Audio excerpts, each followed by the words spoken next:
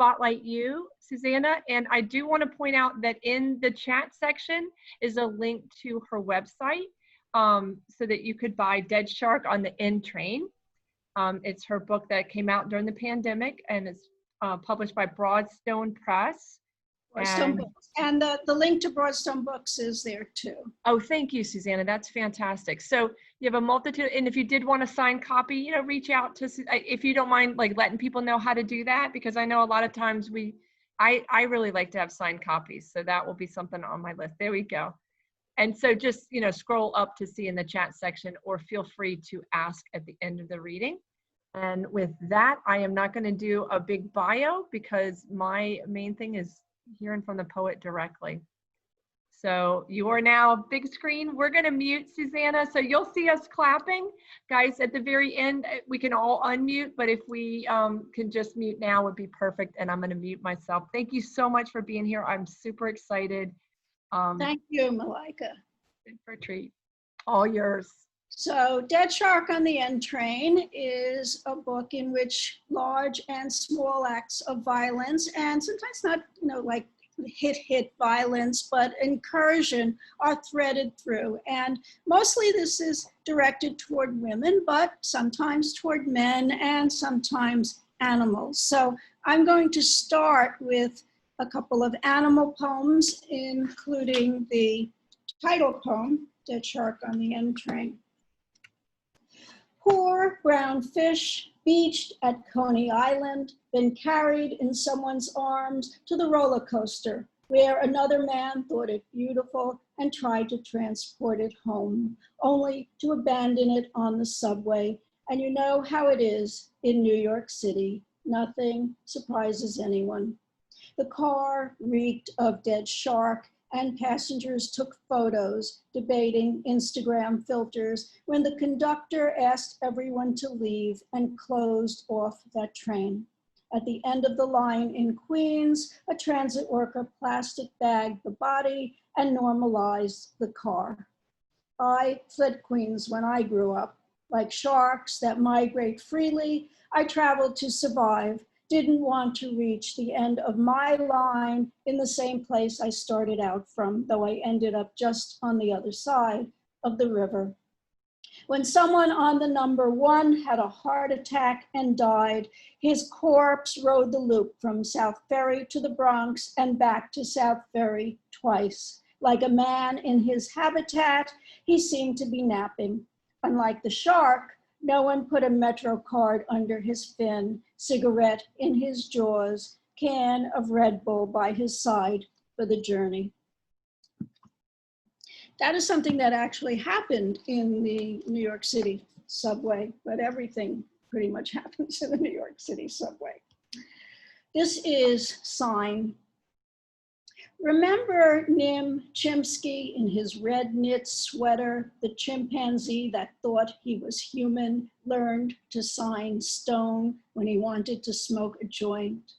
Not made for complex language, later he lived alone, sad and immobile inside a pen. He asked for beer and oranges. Give orange, me, give, eat orange, me, eat orange, give me, eat orange, give me, you. You may be going blind, the doctor's words bite me, yellow deposits of droisin in the eye, and I rush to order the nutrients he claims are my only hope, capsules too big to swallow. I shuffle between writing directives for when I am dead and wanting to bonfire the papers. If I were a pine, my rough barked arms would stretch toward the sun. I wouldn't worry about eyes or words. They're selling pods now to grow death's ashes into trees. Give capsule me, give, swallow capsule me, swallow capsule, give me, swallow capsule, give me you. So changing gears, this next one is inspired by Maria Callas. And although they're not mentioned by name in the poem, you will see references to both Jackie Kennedy and Aristotle Onassis. It was a whole love triangle that played out there. And so this is Diva after Maria Callas. If you're forced to sing as a child and you hate it, you'll replace devotion to singing with love. If the man you love pushes you to retire from the world to serve only him, your talent just opens a hole in the earth for you to fall through. And if you're the chubby, ugly duckling as a child, in your mind, you'll always be the chubby, ugly duckling, even after you bring in piles of money, a public waiting online for days to hear you. Even when you lose so much weight, you stress your voice. You'll be the difficult one, the one who is gossiped about when the man you love isn't the man you married. If the man you love leaves you to woo the most famous woman in the world because she represents America, more refined, even thinner than you, you'll hole up in your apartment until he begs you to take him back, threatening to crash his Mercedes into your building if you won't. But if you've abdicated your power, agreeing to be the lesser wife, you don't have the only thing a man obsessed with power wants. It doesn't matter that you feel like a woman. He will disappear for weeks, forget to phone, call you a cunt with a whistle in her throat.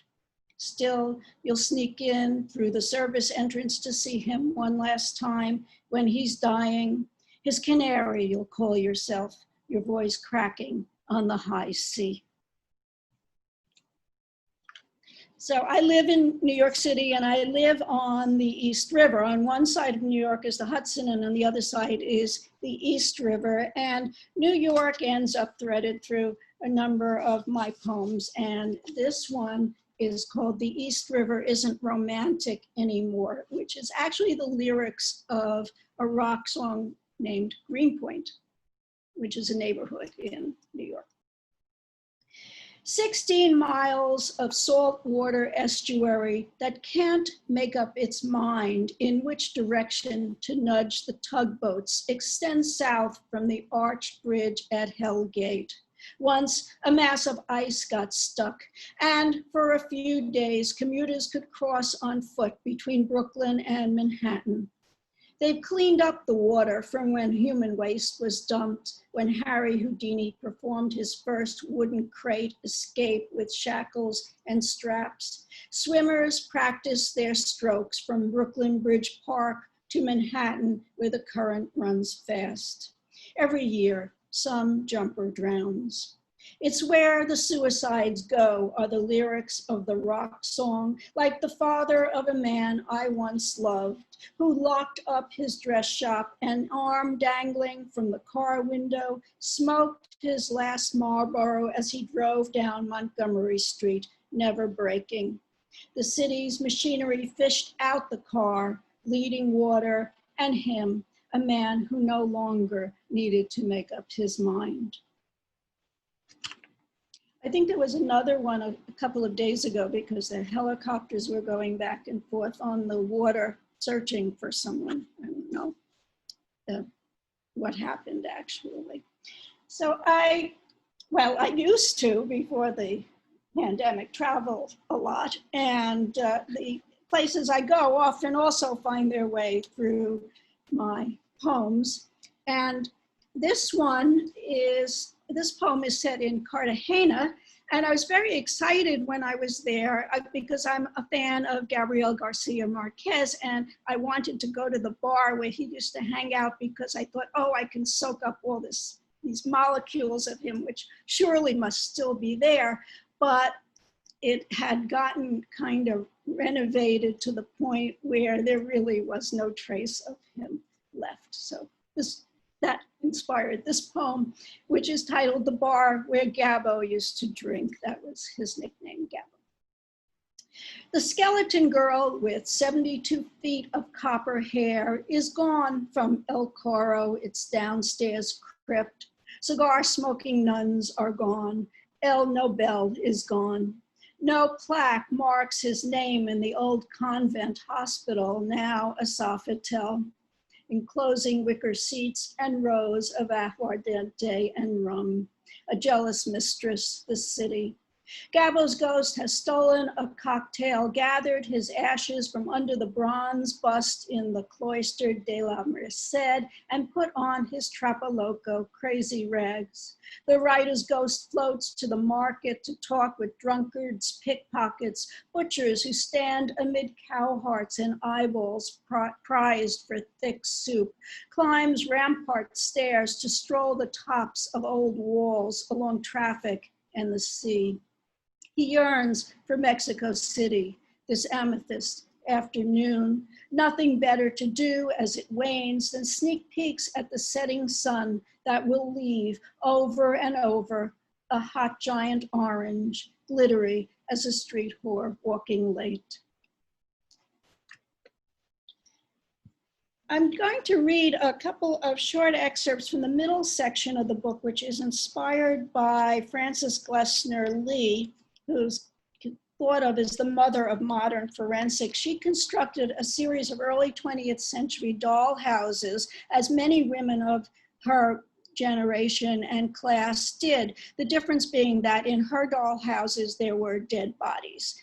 And she eventually became a trainer of forensic investigators at Harvard, even though as an early 20th century upper middle class woman, she was not sent to Harvard, her brother was. So this is a short prose piece about her life. There are a number of prose pieces about her life, and then there are regularly in jam poems which are inspired by her doll houses.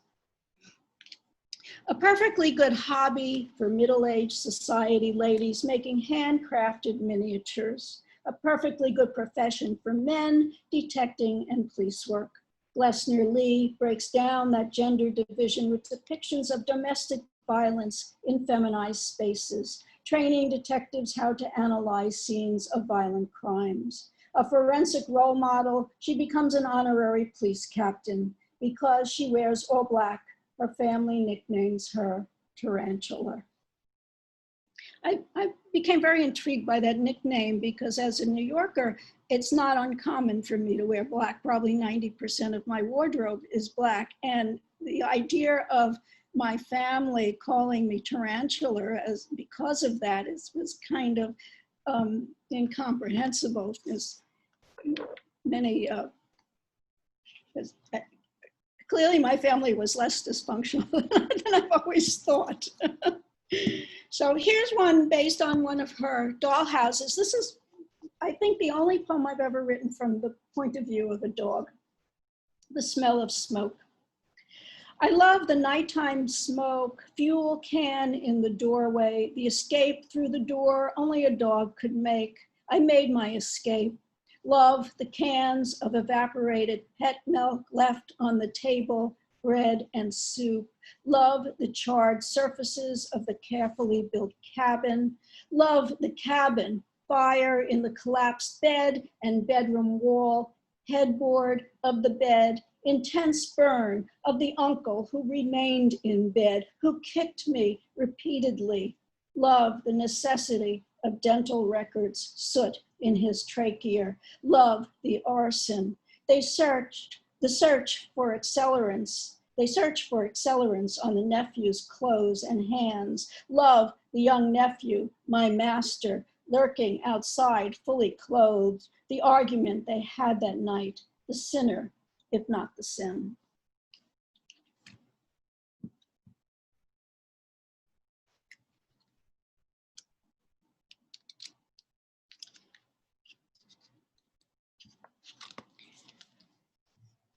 So I think I'm just about at the end of the 15 minutes. I'm going to end with this one, which is called Walking Home. The girl walking home alone doesn't know what to do about the stranger who calls her name. He claims he has a gun. His knowing her name is a gun. He blocks her way. Rail track, chain link fence, no parking sign. It's like that test she had in school yesterday, having to choose which animal doesn't belong. She guessed it was the cow. This girl knows nothing of farms. On her left, the empty tennis club. In front, the man who snarls, he will kill her. Let me see the gun, in her piccolo voice. A train rushes by. If she were in it, her life would be different. The world is full of noise, weeds, cigarette butts, rusted car, locked shed. She runs. She doesn't know if he can keep up. He's too old to catch her. He screams again, I'll kill you. She doesn't look back. Thank you.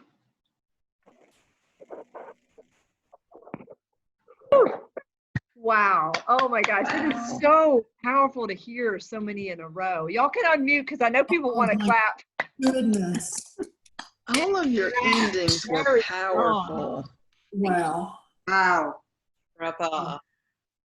Wow. So I think I'm going to put everyone on gallery view now so I can see all of you. Yeah.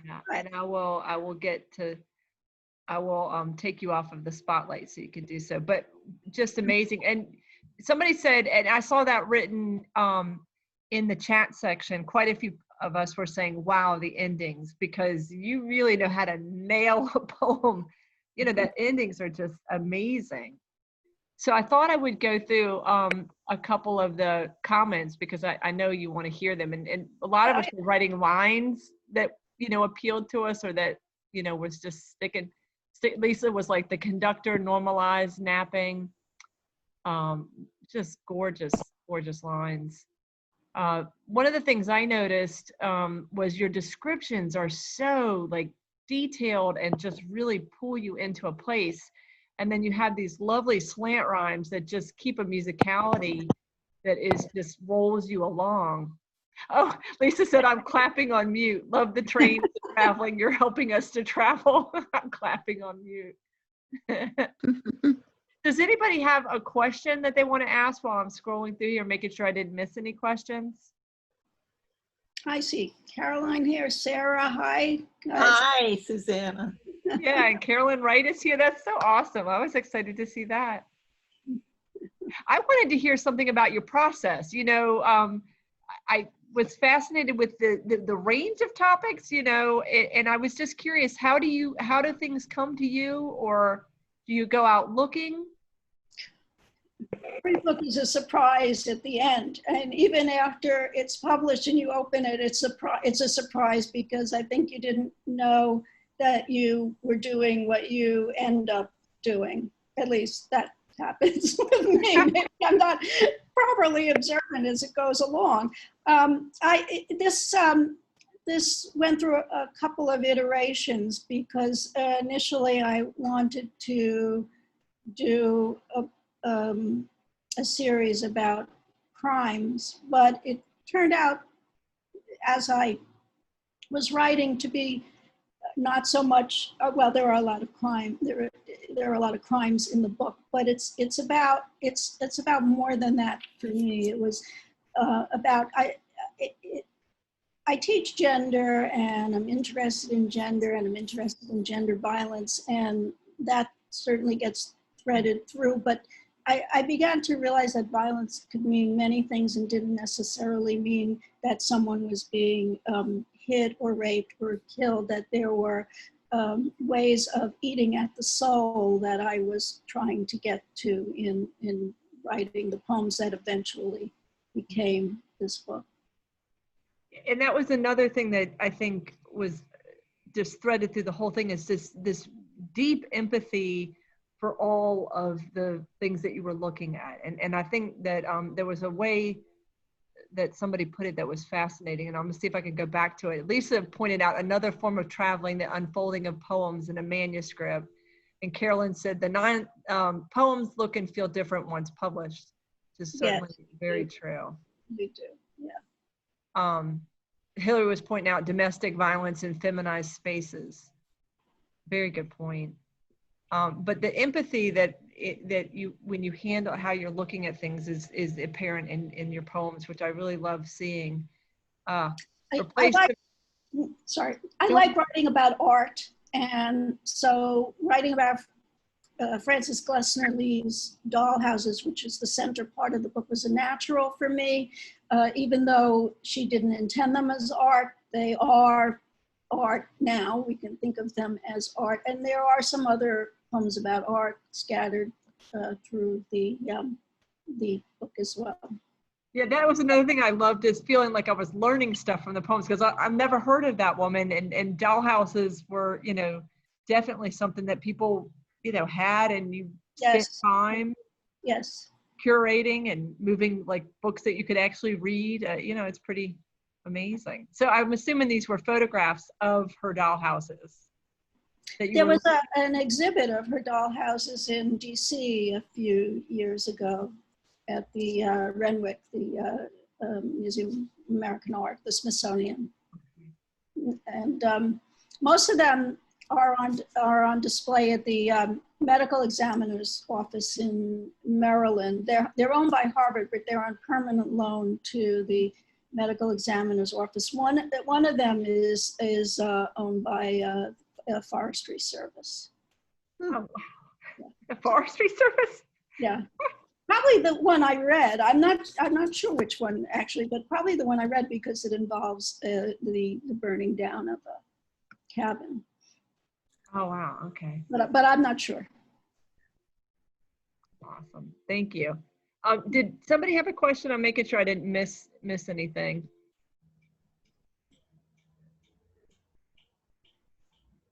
Okay, well, I'm not gonna keep, is there anything that you want to talk about the process for you?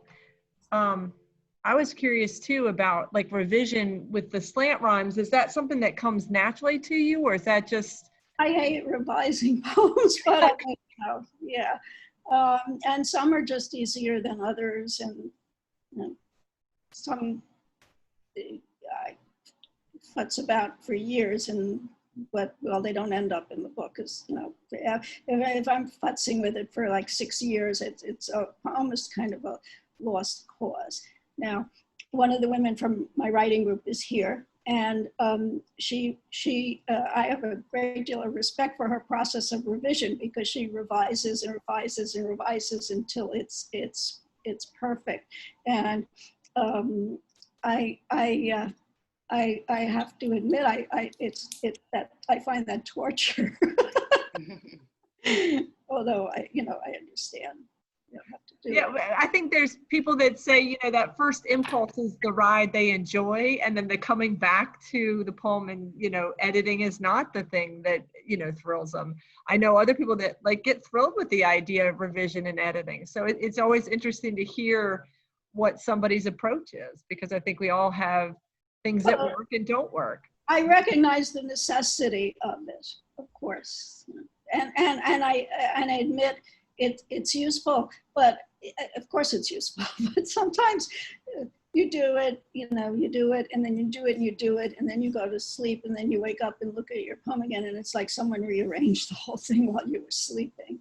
So, and not for the better. I was just going to say, what you're saying there essentially is that, you know, and I think also some people tend to write in their mind so that when they actually put it on the paper, it's more fully formed. Some of us have very ugly babies and need a lot of revision, and I'm speaking for myself there. I used to be much better at writing in my. I teach at a university that's about 2 miles from where I live. Well, now it's not. I mean, because now I'm doing it via the computer. But under normal circumstances, it was 2 hours. It was a 2-hour walk. Sorry, a 2-mile walk. Oh, good. An hour to walk, and just as long to take a bus, because the buses here are slow. So in that hour walk, frequently I would be writing in my head, and then came the smartphone. So what happens now is I've lost that time, because I'm checking the phone instead of writing in my head. So I have to do it. Yeah, that's a very good point, though. Some of the ruminations that have to happen for some poets that tend to be, you know, meditative and think in terms of writing and composing the poem inside their head, get distracted, and that's going to change it. And walking has a very nice rhythm to it, I would think. Yes, also. and it's a great, for me, was a great way to write. Well, and that's what I was wondering, because there is a musicality to your poems, and I was trying to put my finger on it, but I'm almost wondering if they're not traveling poems in a very literal sense. Well, as walking poems. yeah, well, they would have been walking poems if I was still not looking at my phone, yes. And Joan, you had a question I saw. Yes, jump in. Not a question, but since we're talking about revision and hating revision, I watched Ellen Bass's workshop that she calls Chaos and Control. And in the discussion afterwards, you can easily find this on YouTube. She presented it at Hugo House. In the discussion afterwards, she said, I am less intelligent when I'm writing, more intelligent during revision. During the writing, she allows chaos to take over, the chaotic mind. And then she pulls that back, and the control of her intelligence takes over during the crafting process. I liked that. Yeah, I like that too. I like to revise when I can't write. I mean, sometimes I just don't have a poem, and when I don't, that's pull out my stack of stuff that needs work. You know, most of it, and do that. So I go back and forth with it, and it helps to take that break and come back and see something with new eyes, of course. Hi, it's Sarah. Hi, Hi. Susanna. I've been reading Yeats, and I happen, speaking of revising, he says in a poem called Adam's Curse, a line will take us hours maybe, yet if it does not seem a moment's thought, our stitching and unstitching has been naught. So you can revise your head off, Yeah. but you have to make it look as if you hardly just turned it Yes. It's in a minute, you know, Yeah. effortlessly. Yeah, and Sarah, I see a lot of people nodding, and I know Carolyn knew the quote was already quoted. I was mouthing it along with, you know, because I'm always, it's engraved in my brain, I think, you know. Right. Like a lot of Yeats and a lot of brains. Yes. You read them. You know, I'm sorry. Where did he get all these quotes? Things fall apart. I can kill a poem too that way. Sure, I do it all the time. And have, yeah, I'm sure we all have. So. And that's a very good point. That's kind of what you were saying with in the morning, you look at it and say, what has happened? You know, that we, the old saying of the enemy of good is perfect, you know. Yeah, that's awesome. I love that discussion. So I'm going to double check that I haven't missed anything. If you have a question, just jump in. But I think we are good. Oh, I have a question. I think I'm not muted, so there I am. I just wanted to know, Susanna, how long did it take you to write this book? Like from you know, start to finish, drafting the very first poem that ended up in, you know, ultimately ended up in the manuscript. Did you conceive of it as you know, a series? It was conceived of as a series, or did you find yourself writing a number of poems, you know, on a similar theme that was a concern for you, and then you realized, I seem to have, you know, a series in process, which is kind of like writing a sestina. You know, you write about 12 lines and you realize you're repeating some words, and you go, oh, I think I have to commit a sestina. And the same thing happens with series of poems sometimes, or they get conceived of as entities, you know, like you have this theme that you want to pursue. There's two answers to that. The facile answer is it took all my life.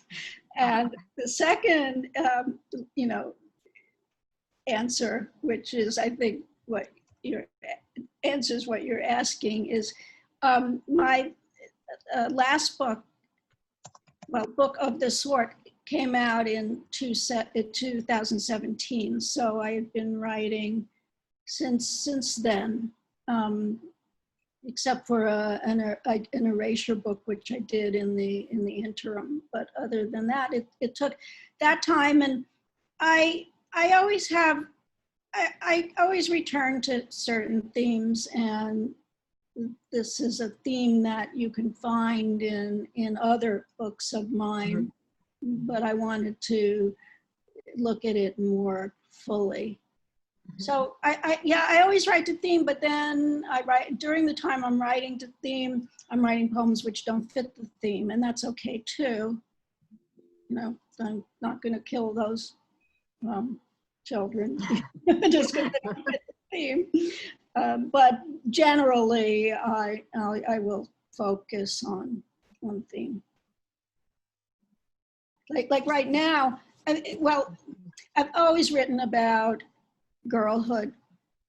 Always, you can find that in, you know, all the collected books. But now I'm writing about it more in a more focused way, because I do want to eventually, not anytime soon, you know, do something with that. And I've also been writing more in a more focused way about the 60s and 60s music, and Charles, because I'm interested in violence, Charles Manson is threaded through those poems as well. And I thought these were two separate tracks, and maybe something would eventually come of one of the tracks. But a few months ago, I realized they're actually the same track, and that what I'm writing about in both cases is the loss of innocence and the loss of innocence. And so I think they will converge into, at some point, into something. Not all of it. I mean, there's lots of poems, but some part of both of those tracks will converge into something. So. All right, great. Thanks. Yeah. It's interesting to hear that to hear that conversation. That was fascinating. And I like that you have an inkling and you head in a direction, and it's like you start on this journey not really knowing exactly where you're going, and the idea of, okay, I'm on this road and we'll see what happens. That's an interesting way. It's like real traveling where you don't, you don't know exactly. I mean, I make a bunch of index cards whenever I go on a trip, and I think that's what I'm doing, but it's not necessarily what I end up doing. So. Yeah, that makes sense. Karen had a question about what poets do you turn to, and what journals do you really like to read? I just finished reading Sharon Olds' new book, The Arias, and they're quite striking. And I have also recently been reading Alexis Rome Francher, who's got a very feisty voice, and I like her voice, so that's who I'm thinking about right now. And I just got, this is, I'm biased because this is a friend of mine, but this is a new book. Let's see, Country of Warm Snow. Some of you know him, Mervyn Taylor's new book, and I read it in manuscript, but I'm reading it again, and I'm excited about that book. So that's what I'm reading now. But you asked me next month, I'll come up with totally different other people. So. You know what I love? If you look at everybody's picture, most of y'all have bookshelves in your background. Oh my gosh, I love y'all so much. Look at that. Yeah, it's true. There's like one. Yeah, it's just beautiful. 6 sets of bookshelves. Yeah. Oh, that's awesome. I always look at all the backgrounds in the Zoom meetings or the people on the news who talk. I'm always looking at all the stuff. Yeah, writers tend to have books in the background. Yeah. True. Well, it's the decoration for the wall, essentially. Yeah, absolutely. practical, but then also it is the beauty, you know, the different colors of the spines of the books. That's awesome though. I don't think I'd ever seen it so striking as I did tonight. I was just like, look at that. That's awesome. All right. Well, thank you so very But much. you have a nice mandala Yes, mandala okay. background for you, It's the Malika. yoga studio downstairs. So this is where I get relegated to. Go to your yoga studio and talk. Right. Yeah. Did you paint it? No, I did not. My mother was an artist, but no, this is just fabric, and it's actually a garage door. So Oh, wow. Oh my God. makes it look. That's the nicest looking garage door I've ever seen. But if you just hang something up, it's the old college thing. Just put something batik back there, and it's good. It's good. All right, I wanted to clap again because that really was something I was looking forward to, and hearing it all at once was really striking. So good. Thank you so much. You're very welcome. Thank you for having me. It was fun. No, it's awesome.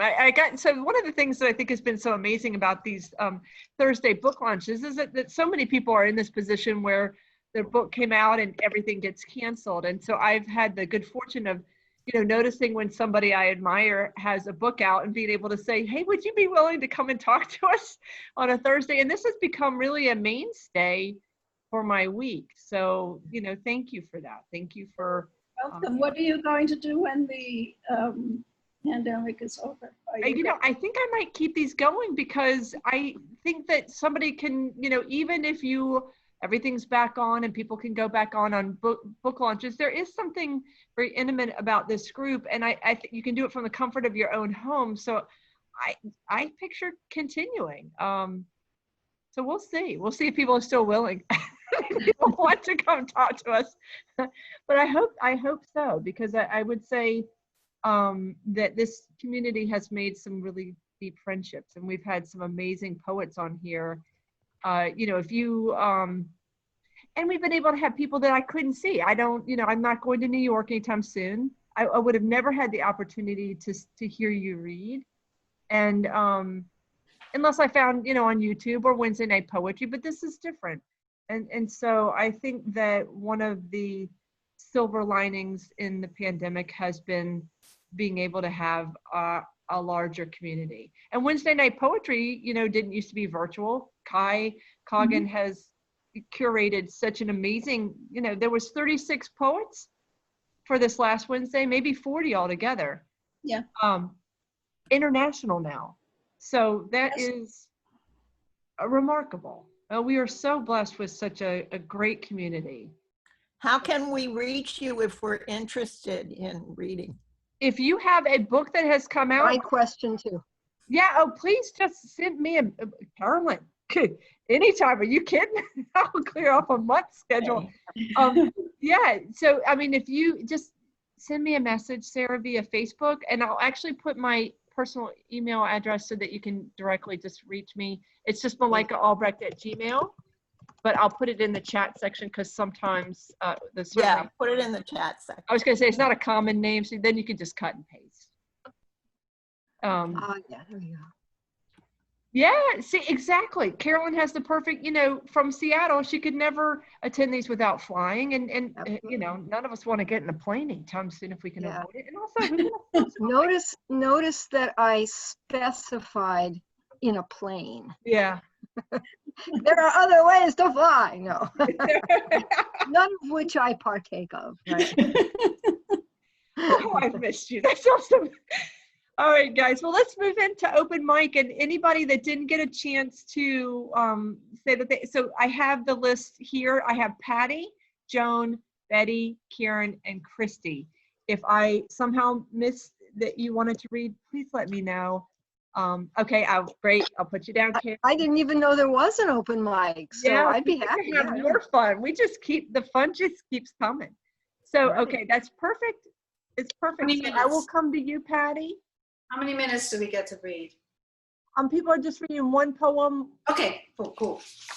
Now I'm going to make you the spotlight. And if somebody does not want to be videotaped, just let me know. And Gerald, I have you down too.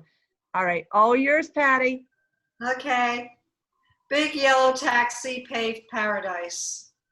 This habitat, once protected by stately oaks and birches, wildflowers and blueberry bushes, was sold to developers. They put up signs, cleared every iota of flora and fauna, called it paradise. Land for condominiums, parking lots, roadways, and shopping centers. For car clutter, loud music, smartphone chatter, and fast food trash. For tiny potted plants and a few sickly sticks called trees. A songbird with a crushed throat lay by a discarded French fry box. I held his body, felt human torpor burn in my palm. Mm. Hey. Thank you. Wow, I love that ending. Mm. And that was reminding me of that song, Paid Paradise. I could hear it in my head as you were. I'm writing a music manuscript. I'm still revising it ever since the COVID thing. I thought it was finished. I wasn't. That poem, that song showed up in one of my poems too. That's a great, that song is good for. Joni Mitchell, she's great. Yeah, Joni Mitchell. Yeah, of course. And that is, it was gorgeous. And I notice also you start to sway with that when you're reading. And I think it's because it has this natural kind of movement to that poem does. So that's awesome. Thank you very much. Joan, I'm coming to you. I'm gonna put you in the spotlight. Hi. Susana mentioned working on older poems. Of course, I'm taking advantage of this time to go through old papers. This poem is from 1978, and I brushed it off a little. It has some French in it. So, qu'est-ce que c'est la vie means what is life. My name in French is Jean, and what else? I think, oh, la vie en rose means literally life is pink. That's a cat. But it means life is good, sweet life. Okay, lugubrious. Lois called the other night. Qu'est-ce que c'est la vie? I said, just don't talk to the woman next door. She used to ask it in our kitchen, wrapped only in a white sheet, stained with honey, dragging on a blue enameled pipe. She's coming over on Monday. She'll wear her brown suede jacket and clutch a paper bag of almonds. She'll want to leave right away. I'm just a slut in a grade C movie, Jean. La vie en rose, I say.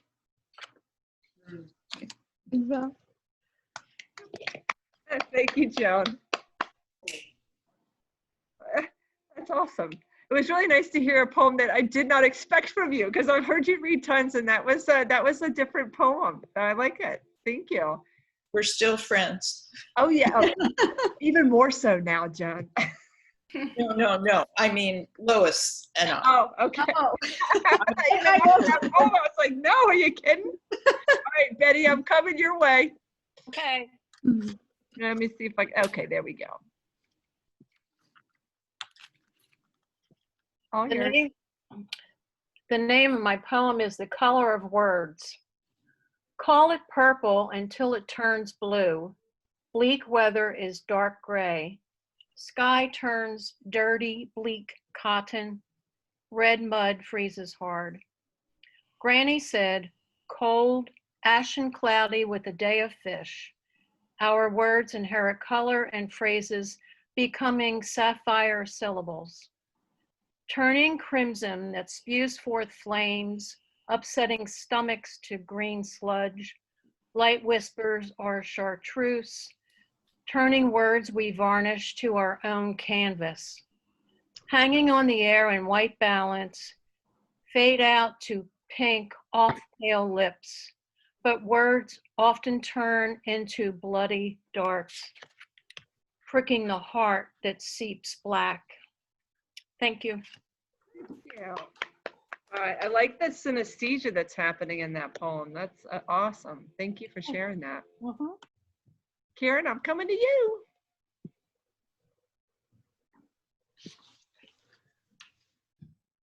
Can you hear me? Yes, ma'am.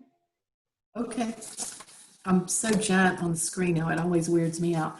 So I have just recently finally committed to trying to have a daily writing practice. So I've made it to day 18. Pretty good. So anyway, this is a short poem and this is just what happened yesterday. Dear paper, be my airplane. Let this ink I scribble be your fuel. Let me look through tiny windows into clouds or into any blue beyond wherever I could plod along on terra firma.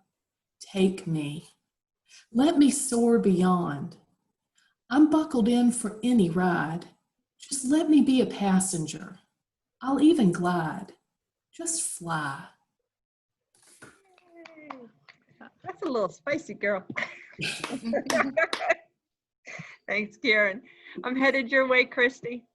Okay. Tell me how to do the share screen so I'll be able to see the poem. Okay, if you go down to the bottom, there should be a share screen there. You may not, see if you can get to that because it may be turned off on your. It says disabled. Okay, so what I'm going to have to do, and I think this is okay, I'm going to put you as the host. You'll have to turn it back to me, okay? Okay. So that way you should see share screen down at the bottom.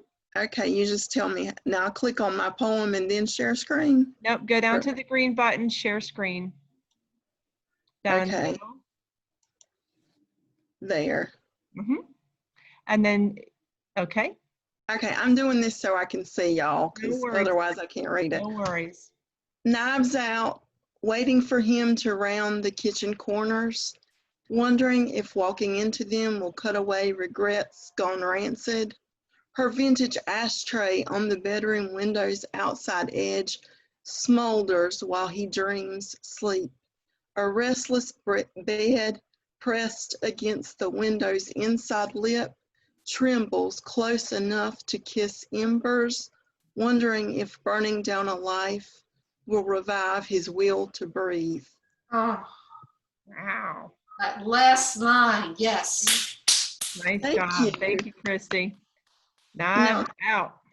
Tell me how to turn it back to you. So if you go up to the top part, it should say view options. Okay, hold on. Or head to stop screen. There we go. Yep, and just hit that. And then you're going to go over to where you see my name under participants. Do you see participants? Yes. Okay, and you're going to click on the more and you're going to make me host again. Okay. Hold on just 1 second. Yes. There we go. Okay. Thank you. You did perfectly. All right. I will head towards Carolyn. There we go. I'm going to have you unmute and I'm making you the spotlight. All right. Oh, very good. Okay. There. I'm unmuted. Well, thank you very much. I didn't even know this was going to be have an open mic feature, but I'm pleased to be here. I'm going to read a poem from my most recent book, my new and selected, called This Dream, the World, and from Lost Horse Press. It came out in 2017, so it's not a new book, but anyway. I decided to read a poem that has a relevance today because the person that I'm writing about and in whose voice I put this poem is a prisoner. He's on death row. He's an African-American man named Jarvis J. Masters, who has been in San Quentin prison since 1981 with a sentence for armed robbery. But then a few years later, somehow he was accused of being part of a conspiracy to kill one of the prison guards. And he got then convicted of murder, although the belief is that he is innocent. In any case, in prison, he became a Buddhist Yeah. and a pacifist, and really studied and wrote an autobiography, a sort of a memoir called That Bird Has My Wings, Autobiography of an Innocent Man on Death Row. And the incident that provoked this name, this title of the book, That Bird Has My Wings, is in the prison yard. You know, they always go out and exercise, or at least they did back in so-called normal times. So he was out in the exercise area, and he saw another prisoner throw a rock at a gull, a seagull that had landed in the yard. And the other guy was going to throw another rock, and Jarvis put his hand out to say, "Don't do that, please don't do that." And the other prisoner got very angry and said, "Why are you messing with me?" And Jarvis said, "Because that bird has my wings. You know, that bird has my, you know, my freedom, my spirit, my soul," and actually for everybody. And all the other prisoners gathered around because they were hoping to see a big fight between these two guys, and the fight didn't happen. So I read that story somewhere. I think it must have been when his autobiography came out. And then I found myself writing this poem, which is an acrostic pantoum. It's in the pantoum form, and it is an acrostic, and it spells out in 4 quatrains his name, Jarvis J. Masters. So here's the poem. Acrostic pantoum, that bird has my wings. Just look at that gull soaring over the yard, all its feathers bright in the unfettered sun. It reminds me this prison's not my home. My thoughts veer aloft with that bird's wings, my wings. Its feathers are bright in the unshackled sun. Its solitary flight shows me my wish. Just soar me aloft with that bird's wings, my wings. All season they lift me in breeze over the bay and say, your solitary flight shows that your wish marks the edge of many human circles. Wings always lift me in breeze over the bay to say, stay your hand, that bird has my wings. They mark the edge of many human circles, entering this prison, not my home, where the sky reminds me, hand, stay, that bird has my wings. So lift up your eyes to him, soaring over the yard. Thank you. That's gorgeous. Thank you so very much. And I love him. I read that book, and so it was just fantastic to hear such a gorgeous poem. And the musicality, oh, I just love it. There's an article that was published in LitHub just the other day, because the other sad thing is that he caught COVID. Oh, I did not. Because San Quentin had been free of COVID because, it just had been, everybody's isolated there. But then there was some very stupid, unwise decision made by some, officials in the prison system to transfer a lot of prisoners with COVID from other prisons to San Quentin. And of course it spread rampantly, and now he's got COVID. So there was an article that was published in LitHub, and I put the link here in the chat. So there it is, and you can read it yourself. Much. Yeah. I'm gonna have to look at that. Thank you so much. I'm heading to you. Thank you. It is awesome. Gerald, I'm coming to you next. And I think if you just unmute, there you go. Perfect. I did. All right. Let's see. There's a thing right in front of me. Let's see. Unmute myself. There I did. Okay. On March 20th, I decided, as New York City was going into lockdown, I live in Brooklyn, that I would make observational things during my nightly and afternoon walks. And then I started last month, I started finally making poems out of them. So there's a series, and they're all dated, 1, 2, 3, 4. So this is April 2nd, 10 p.m., windy after the rain. It's late.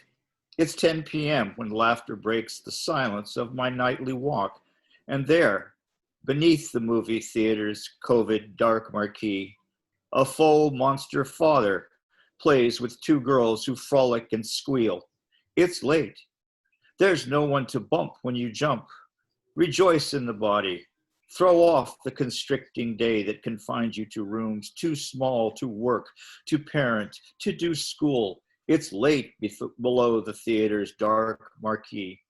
Rejoice with your bodies. There is room to run. There is no one to run into. Shrieks of delight, shadow and light. Rejoice in the body.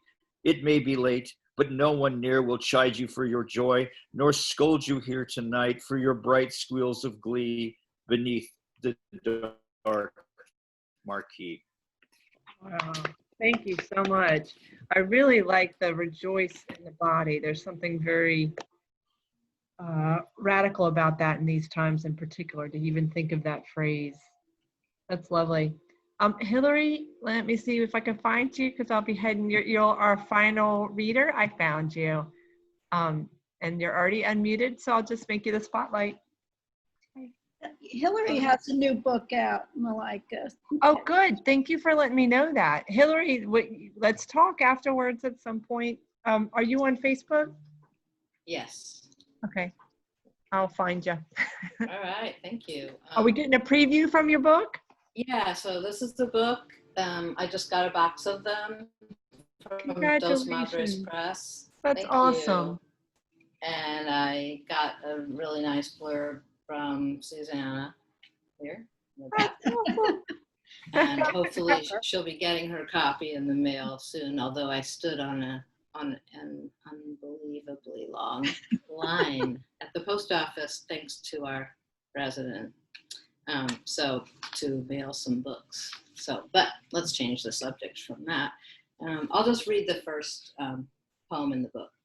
These are poems that are in the voice of Temple Grandin and kind of inspired by her insights into animal behavior and animal perception.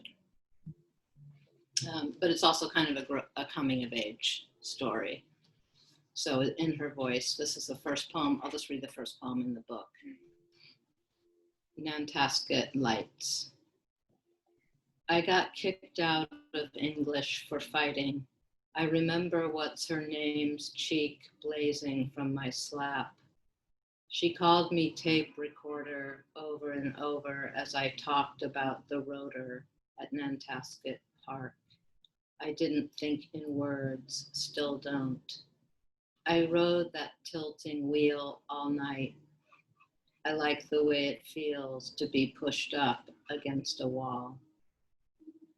Wow. Oh, that is awesome. And I love Temple Grandin. I mean, she's, one of the people that we turn to in the equine facility, equine activities and assisted therapy, people that we turn to, because, so much of her description of a atypical brain has been helpful for working with people with disabilities. So that's awesome. I can't wait to get your book, and I will find you and we will set something up.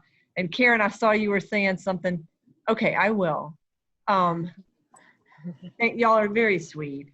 So the reason that I got started on this is that my book came out during the pandemic, and I was like, I knew it was coming out. And so in March, I said, other people are going to be in my shoes, so I'll just start doing book launches. And my book came out May of this year, The Stumblefields, and it's by Main Street Rag. And I think I'll just do this one. I've started fires.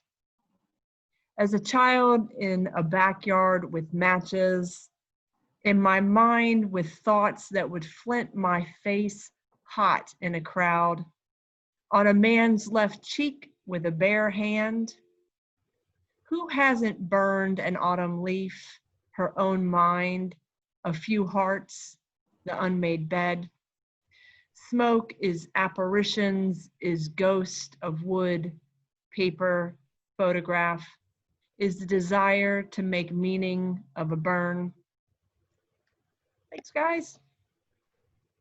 Y'all are very sweet. That was so much fun. I have to say, that one. open mic tonight was rocking. That was just amazing. I'm so glad we have it recorded. So be on the lookout for it. And Susanna, I'll send it directly to you along with the chat section so you can see all the compliments. Thank you.